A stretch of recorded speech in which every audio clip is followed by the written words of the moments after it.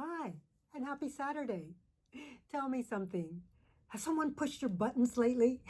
I was thinking about that phrase today, wondering where it came from. According to grammarist.com, it originated in the US in the 1920s as button-operated appliances made their way into our homes. Somehow, that got translated to humans. But we're not elevators. We're magnificent beings with enormous potential. We don't just go up and down buildings at the whim of someone else. Or do we? Do the words or the actions of someone else sometimes dictate how you feel, dictate your mood, or ruin a perfectly good day? You find that happening more and more. Do you blame them for it?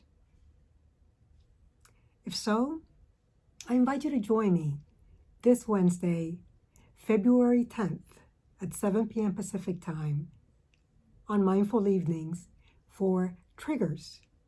Not what you think they are. Not what do you think they are. Where I'll be sharing how triggers work and how to release them.